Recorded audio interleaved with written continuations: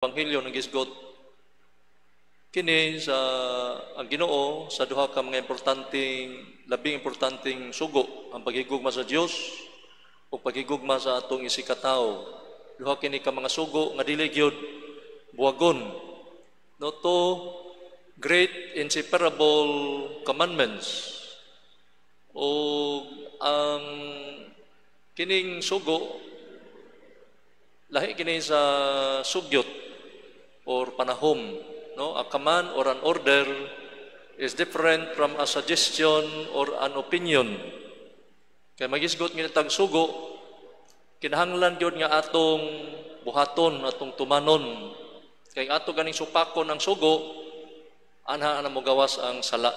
Kaya ang sala mao ang pagsupak sa sugo sa Dios. No, sin is a disobedience to the commandments of God. Sa to pa, kung dili ta mahigugma sa atong isikataw, di ta mahigugma sa Dios, atong gisupak ang sugo sa paghigugma. Kaya kaduha, nga ang paghigugma gyud sa Dios mo'y una. Ikaduha, ang paghigugma sa atong isikataw tungod kay pinaagis paghigugma sa Dios. By loving God first, we become lovable. Pinagis na paghigugma sa Ginoo, mahimo kitang mahigugmaon. Ya kining paghigugma sa Dios o paghigugma sa atong isikataw, matupas in English, they are like two sides of the same coin. Nga dili gyud nato buwagon, dili nato kuan kining lainon, no? Usa gyud ni siya. Kay the greatest proof that we love God is we love our neighbor. Mato pa sa unang suwat ni San Juan, nagingon si San Juan nga kay unsaon man niya paghigugma sa Dios, no? Mato pa San Juan, kun may muingon nga nahigugma ako sa Dios apan nagdumot sa iyang isikataw, bakakon siya. Kay unsaon man niya paghigugma sa Dios nga wala niya makita, kung wala siya mahigugma siyang isikataw nga makita niya. No, baka ko nang sa kataw kung ingon siyang nahigugma ako sa Dios nga wa niya makita. O wa niya higugma ang iyang isikataw nga iyarang makita. The greatest proof that we love God is we love our neighbor. Yang atong paghigugma sa Dios makahimo natong higugmaon o makahimo natong balaan. We become holy when we love God. Yeah, when we become holy, doon na tayo katungod sa pagsud sa gingharian sa Dios. Unya gihimo kining sugo aron makahatag nato kalipay kay matur bas Ginoo, paghigugmaay kamo aron mabatunan ninyo ang akong kalipay ug mabalinawon kita. Malinawon, madasigon, malipayon, mahimo kitang balaan kung kita dunay paghigugma sa Dios o paghigugma sa atong isikataw. Nindot kayo ang kalibutan kung maghari ang paghigugma. No? Malinawon kita. Kung wala gani gugma, na gani mga away, pinusilay, kihaay, maritisay, binunalay, pikatay, barangay, binunalay, perting gubuta, no?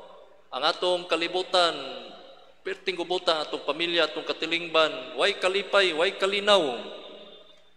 Unya ang tao ra ba, no, gihimo ta sa Ginoo nga mao ang gugma. We are made by God who is love, and we cannot live without love. In order to live, we must love. No, gihimo kita sa Ginoo nga maong gugma. Ug dili kita mabuhi kun way paghigugma. Kung ganahan tang mabuhi, kinahanglan gyud tang mahigugma. Sama sa isda, ang iyang kinabuhi naa sa dagat, ang iyang habitat mabuhi na siya sa tubig. Kung kuhaon nimo ang isda, ibutang nimo sa mamatay gyud na siya. Mao sana ang tao nga gibuhat ta sa Ginoo nga maong gugma. O gibutang ta dinhi sa kalibutan aron maghigugma. Apan kundi ta magigugmaay, magsigit tag away, mga matay gyud ta. Di gyud ta mabuhi, wa gyud ta kalinaw. Unya matud pa ni San Pablo ngadto siyang suwat ngadto sa taga Corinto, nagingon gyud San Pablo nga bisag mahiyas ako sa pagwali nga dinasig ug makabaton sa tanang kahibalo ug makasabot sa tanang tinago, bisan pag may pagtuo ako nga makapabalhin sa mga bukid, apan kun wala ako'y gugma, wala ako'y kapuslanan, bisan pag ipanghatag ko pa ang tanan nga ania kanako ug ipasunog ang akong lawas, apan kun wala ako'y gugma, wala kini kapuslanan. No, nagingon ni San Pablo, importante gyud ang gugma nato sa Dios ug sa atong isikatawo. Nagingon ra ba nga the greatest treasure that man can possess is no other than the treasure of love. Ang kinabililhunan nga bahandi nga mahuptan sa tao mao gining paghigugma. Kay kun doon na kita'y gugma, bisag mamatay pa ta, magpabilin tang buhi tungod kay ang gugma walay kamatayon. Tanawa ng mga tao nga nangamatay nga mga buutan nga mahigugmaon, matinabangon, maluluyon, manggihatagon, bisag dugay nang nangamatay, pirming hisgutan, pirming hinumduman, pirming handumon. Magpabilin silang buhi tungod kay ang gugma walay kamatayon. Only love lasts forever. Pero nagsiga itong mata, naghinawa ta, watay gugma, unya inig pangaon di ta mangagda, inig pista di ta mangimbita, nag-birthday kita-kita ra, labi na magkaon taghumba, di ta mangagda, ingon ang mga silingan, may tagatakihon. Ang tao, bisag ng hinawa, nagsiga pang mata, ugway gugma, patay na. Pero ang mga tao nga nangamatay nga dunay gugma, nagpabiling buhi, kay ang gugma walay kamatayon. Nindot kayo ang gitudlo nato sa Ginoo nga maghigugmaay kita. Kay ang gugma naghatag nato kinabuhi. Since we are created by God who is love, it is but right that all our hearts should be in love with God when the heart of God is so much in love with us. Our love of God is made known and visible with our love of neighbor. Nga ang ato di ay pagigugma sa Dios, kinahanglan atong ipakita sa atong pagigugma sa atong isikatawo. Kay ang gugma di ay dili matawag nga gugma kundi nimo siya ihigugma. Love is not love unless it is shared. Ug dunay gingos panultihon nga a bell is not a bell until you ring it, and a song is not a song until you sing it, and love is not love until you show it. Nga ang atong unang pagbasa gikan sa basahon sa Exodo nagpasabot sa konkretong pagpadayag sa paghigugma. Our message of the first reading shows the concrete manifestation of love. Nga kung tinunan na itang mahigugma sa itong isikataw, dili na ito daog-daogon ang mga byuda o mga ilo, mga balo. Kung tinunan na itang mahigugma sa itong isikataw, kung magpahuwam ta, matupas Ginoo, ayaw mo pagpangayog tubo, dili kita magpatanto, kaya nang inahanglan magani sila tabang, imo pahinong tabangan og duot, no? Labi na kanang dako kay mga patubo nga motabang kita sa atong isikataw, ato siyang iisa, dili nato siya iduot. Kung nahigugma ta sa atong isikataw, ato siyang atimanon sa iyang mga panginahanglan. Kaya ang Ginoo ra ba mubaos gyud sa mga tao nga matinabangon. No good thing will go unrewarded. And generosity has never made man so poor nga ang pagkamanggihatagon sa tao dili ay makaut-ot sa tao.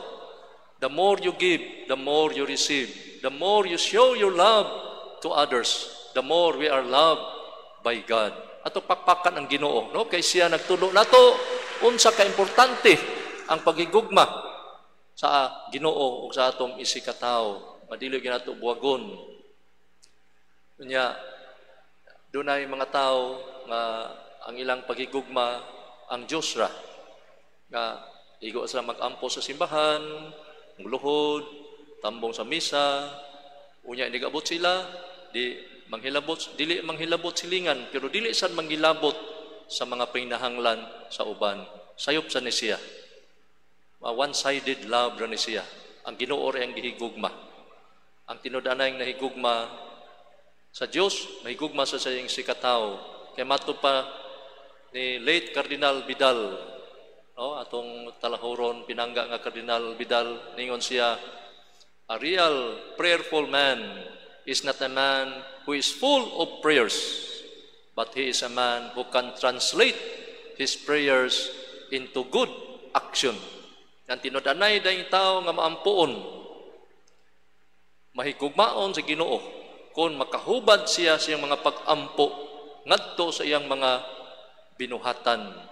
Kay kung magsigit tag ampo sa Ginoo, ug sige tag pangamuyo sa Ginoo, sige tag luhod-luhod sa Ginoo, pagpadayag sa paghigugma sa Ginoo, ug nagabot sa ato watay silingan, pirting daw di ta manghilabot, di sa ta manghilabot, di gyud ta makasud sa gingharian sa Dios.